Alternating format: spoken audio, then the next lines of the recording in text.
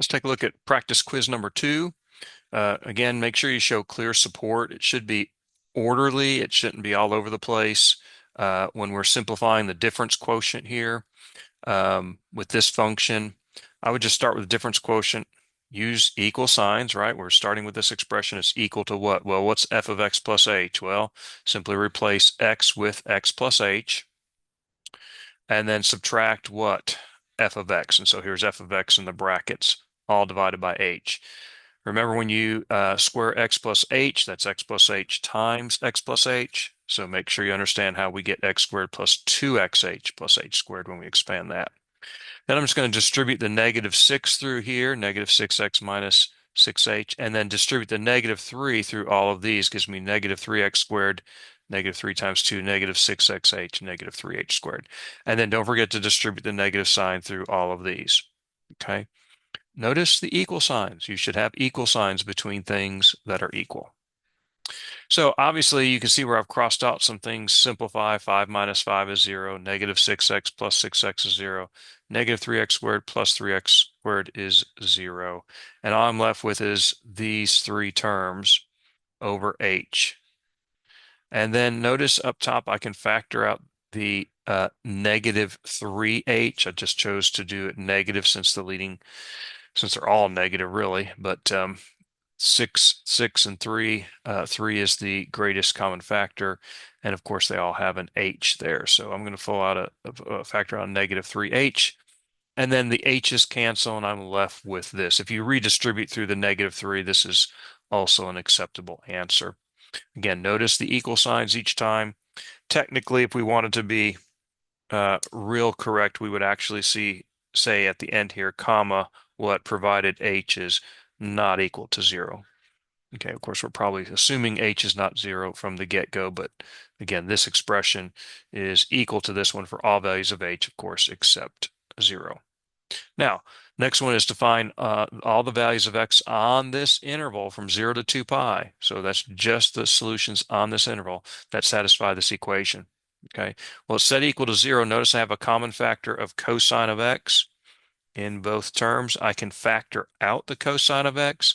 That leaves 2 times sine of x plus 1. So when I have a product of two or more things that equal 0, we know that one of them must be 0. At least one of them, right? Cosine of x, when is that equal to 0?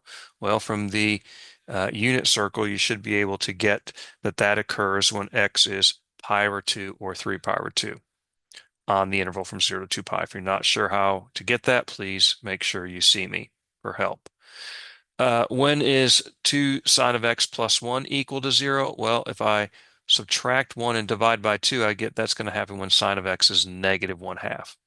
The values of x on the interval from 0 to 2 pi, where sine of x is negative 1/2, 7 pi over 6, and 11 pi over 6. These are the four solutions on this interval. And then finally, solving this exponential equation for x, I'm going to isolate the exponential expression by first adding 3 to both sides. 37 plus 3 is 40. Dividing both sides by 5. 40 divided by 5 is 8. And then I'm going to take the natural log of both sides. So in going from here to here, notice I am taking the natural log over here on the right of e to the 2x. And by the inverse property of those two, we just get 2x, right? So remember, logarithms are the exponents on the base needed to get, in this case, e to the 2x. And so e to the what power equals e to the 2x? Answer, 2x. Of course, over here we get the natural log of 8. Now, typically, we write ln of 8. Remember, it's ln of 8. This is a function, right? It's like f of 8. The name of the function is, or the abbreviation for the function is ln. This is how we write that. Then I can solve for x by dividing by 2 or multiplying by 1/2. And so you get the natural log of 8 divided by 2. That would be the exact solution. You can use your calculator to approximate that. So make sure you are able to get this as well. I'm fine with just the exact answer here. When we do approximation, usually we do squiggly lines. These squiggly equal lines indicate an approximation. Notice the natural log of 8. 8 is 2 cubed. So this is the same as the natural log of 2 cubed divided by 2.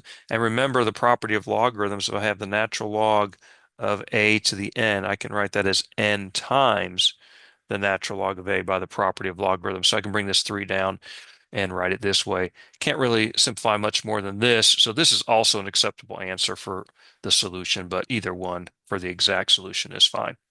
Okay, hope this helps.